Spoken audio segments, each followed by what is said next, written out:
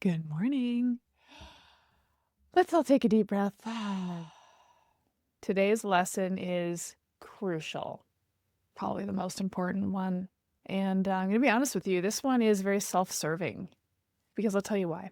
I spend my day with women talking to them about their bodies, and it's heartbreaking. It's just chronically heartbreaking for 15 years. It takes a toll. I'm not going to lie. My job takes a toll. Does your job take a toll? We all have jobs that take a toll. This is the biggest emotional toll of my job, is holding patient space for women who just can't or won't say a nice thing about themselves. And I wish you would, or even an element of neutrality would go a long way. Even an element of like, hey, I've got this body. This is the one I've got for right now. And you know what? I'd like it to look a little better. I'd like to improve it. I'd like to feel more confident. I'd like to wear all the clothes in my closet. Any of the things that you'll say, you are so within your absolute rights to want that. And I want that for you. And I think we can also do that without embarking on cruelty and violence. I think it's violence. I've even addressed this a little bit, like talking about how the body uses fuel. I'm trying not to use the word burn anymore. It's like, why do we have to use these violent words? Burn, restrict, manage, control. Aren't we tired of that? I want it to feel easier for you, and I want you to feel more ease in your life, walking around in the meat suit that you've got, knowing that it's not perfect or as close to looking like what you want it to look like yet, but it will get there. And one of the messages I've been really trying to share a lot with my clients and with you is the way you think about your body is going to affect how your body responds to everything you're doing. If you could just harness a little self-belief, a little blind faith. I've been referring to this as the placebo effect. I've really been thinking through this because I think the placebo effect's fascinating, People have medicinal outcomes despite not taking the medicine because they think they're taking the medicine. And they actually have physiological changes commensurate with taking medicine they didn't take because they thought they were taking it. The power of the mind is insane. And I don't talk about power of the mind stuff. I'm a neck down girl. I'm not like, let's talk about your body and how your body works. It's my favorite thing to talk about. I want you to understand how everything works neck down. But if you've got a hot mess from neck up, this whole thing's going to feel so much harder than it needs to. And I just think this is what it comes down to. This has to feel easy. It has to feel nice. If it feels hard, you're going to quit. If it feels too cruel, you're going to want to stop doing it, not because you're weak, but because you're biologically programmed to avoid discomfort. So we have to make it feel comfortable and easy and nice. The weight loss program I've made feels comfortable, easy, and nice. And you probably think it feels too comfortable, it feels too easy, it feels too nice, it's not going to work. I've literally had people say that to me. This sounds like it's too easy. There's no way something easy could work. Why not? What if it could? Is that true? Is it true that it has to suck? That we have to hate our bodies constantly for our whole lives? Otherwise, we'll just get fat and lazy and diseased and die young? Is that actually true? Do you think there's some people in the world who don't operate that way? Do you think there's some cultures in the world, maybe in times past, that didn't just spend their whole days thinking about all the flaws on their body? And do you think maybe they were healthy? Is it universally true that we have to hate ourselves in order to muscle up the discipline and willpower to control our bodies and bend it? I'm on a soapbox here, but the thing is, you don't have to love your body, but could you start by respecting it enough to be nice to it? Could you start with that? Listen. This is one thing where if I had the secret, you're like, yes, Erin, I want that. How? Yes, I want to respect my body. Tell me how to do it. I don't know. There you go, plot twist. I don't know. Oh, if I wish I had some magic wand or magical dust or supplement I could sell you. That I would never do that. But imagine this. If a supplement ever existed that made you feel differently about your body, I always reference this. I'm so boring with my references and anecdotes, but there's this movie from the 90s, back in the day, simpler times, Eternal Sunshine of the Spotless Mind, Jim Carrey, Kate Winslet, great movie, amazing premise. The premise is you can go to this sort of backdoor clinic and they will erase your memories of things so you can get over a breakup or something embarrassing that happened. Like you can pluck out a section of memories and then it's like that never happened. I would love to pluck out the section of your memory wherever it happened that somebody made you think that the relative size and shape of your body mattered. And that somebody might have been a magazine you read when you were a teenager, because that's definitely where I got it from. I didn't have an uncle that called me fat at Christmas or anything like that. It was self-inflicted through the cultural narrative at the time that I was supposed to be a skinny little thing. And I believed it. If I could eternal sunshine that moment out of your mind, whatever the first moment was where it occurred to you, oh, I'm supposed to look a certain way and I don't look that way.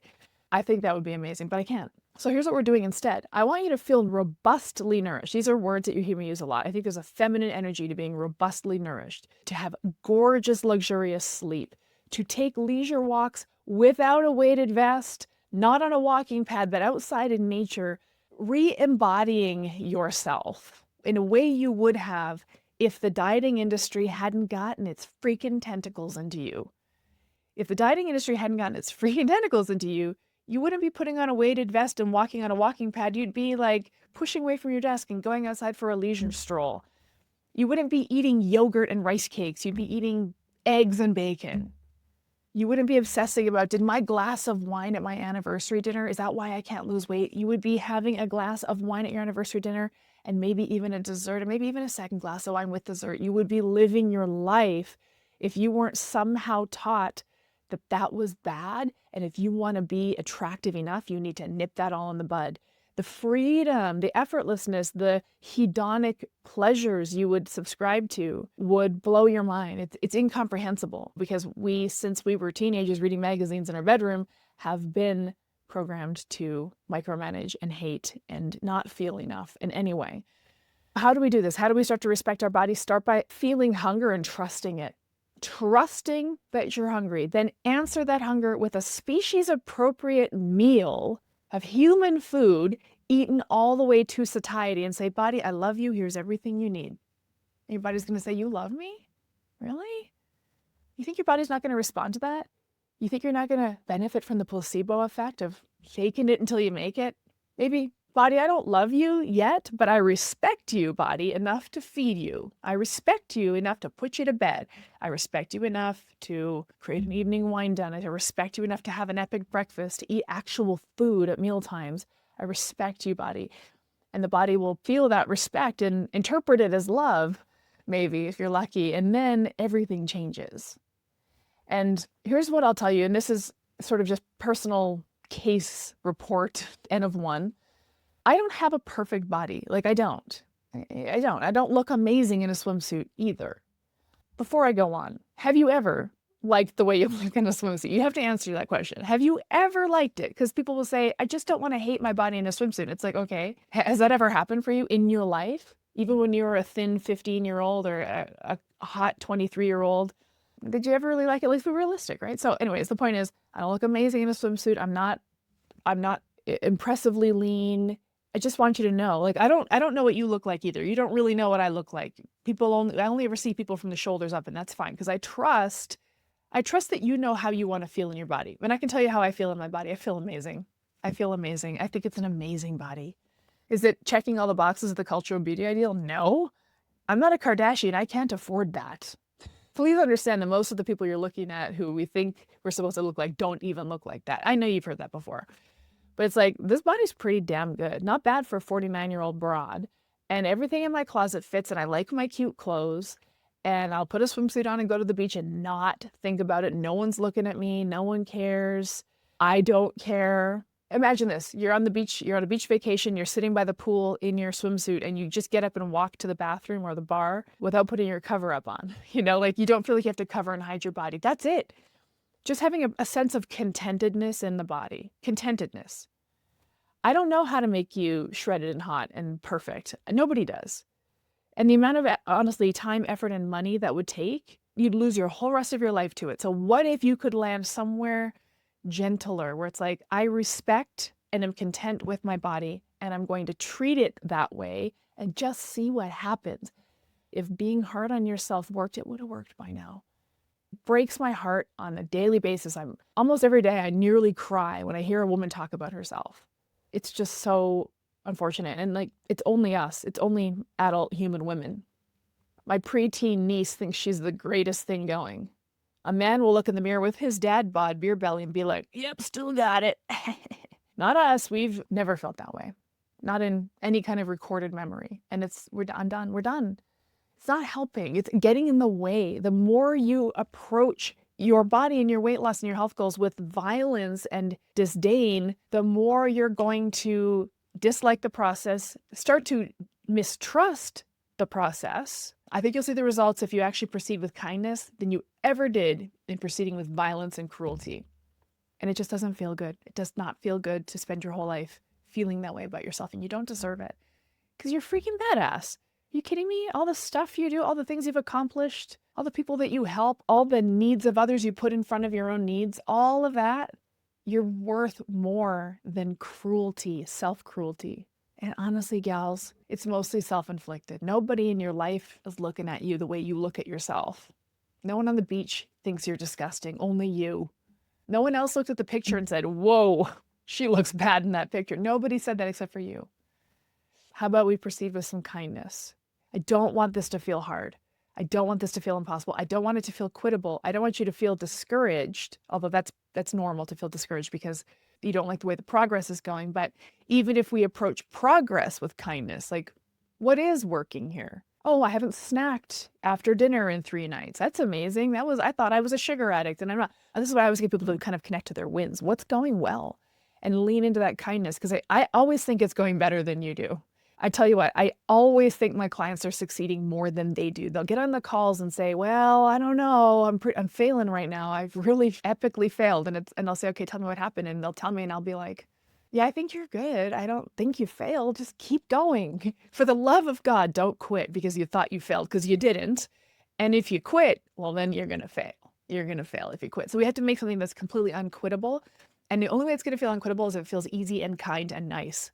That's my hunch. I'm operating on a hunch because I do know how cruel you've been to yourself and it's just not working. It's not working. If it's not working, why would we keep doing it? That's just logic, baby. You know, the thing too is we were born into a diet culture and we're bathed in it. You know that already. You know, it's funny because this is actually a podcast episode I recorded for my podcast. I don't know if I'll publish it because it's a little out there, but I did a little short, quick podcast on the general hostility people feel toward me and the industry that I'm in. I hate you, Erin, because you're in the weight loss industry and weight loss is an idiotic, cruel, shyster industry full of snake oil salespeople. And I'm like, you know what? You're right. You're right to feel that hostility because it is a $14 trillion industry, the wellness and beauty industries combined. The beauty industry, let's get mad at that one too, because it's really what set up our standards. The beauty industry set the standard and the wellness industry is trying to cash in on it. Oh, you want to look hot? Here you go. Buy my special supplement for your cortisol face or whatever the thing is. It is absolutely disgusting. But there are some bright spots, and you're a bright spot because you're a bright spot in the industry. You can be in the industry and say, I actually reject all of this. I'm going to just come back in here and see what I can do with this thing I was given, this masterful miracle of biological technology, this amazing, incredible body that I was just given for free when I was born. I got this for free. Wow. I'm just going to come back into this thing and maybe I'll just try my best to tune out or not believe the beauty and wellness industry when they're in my ear telling me I need to do this one thing. You know what you need to do? Eat when you're hungry, go to satiety, eat a species appropriate diet, go to bed at a reasonable hour. Like it actually couldn't be easier. And I'm not saying that to disparage or make it sound too easy because it's hard to execute those simple behaviors in a very chaotic, zeitgeisty wellness narrative. Just give it a try. What do you got to lose? It's the one thing you've probably never tried in your lifetime. Easier said than done. Way easier. It's probably the hardest thing to do is trying to be kind to yourself. It's going to be a lifetime of work. There's tons of relapsing that happens because you've been practicing the other thing, cruelty, for decades. And so start with respect. Respecting your body enough to listen, trust, and respond to the signals it's giving you. Body knows what it's doing. It has always known what it's doing. You don't have to micromanage it anymore. Instead of trying to boss your body around, develop a partnership with your body and actually listen, just co-create amazing decisions with your body. Returning to the ancient wisdom of the body, your DNA, which runs your whole body, is old. It predates diet programming. It has no idea you're trying to feel confident in a swimsuit. It doesn't care. Return to the ancient wisdom of your body where that shit doesn't matter. That's the idea. But it's hard because we do live in a beauty-obsessed culture. It's a $14 trillion industry. You're the target customer of it. The second we get off this call and you open up your phone to scroll on Instagram, you're going to see something you need to buy or do or be, and that's going to come back in. So there's lots of relapsing that happens on this work, but I just want you to acknowledge it and see what you think. That's all. And for today, simply respect your body. You don't have to love it yet, but start with respect. Anyway, that's all I've got for you today. This is it's a hard lesson. Like, let's not kid ourselves. Oh, Erin said to be nice to myself. Well, here goes nothing. You don't know how to do that. But you can learn. It's your birthright to feel great about yourself. And by the way, you can feel great about yourself and want to self-improve. And I think self-improvement from a platform of feeling really great and optimistic about your potential is a better way to grow. Everything's available to you if you believe it. If you believe you're destined to fail, to suck, to be fat, to be gross, if you're believing that, it's going to unfortunately manifest itself. And I hate to use the word manifest because I don't really understand it, but I do believe that to be true. You have to believe that you can do this, and I believe that you can. So you just borrow my belief until yours comes online. But in the meantime, can you respect yourself enough to trust your body when it asks you for something and just answer it and say, yes, body. Anything you say, body. Love you, body. Maybe you can do that.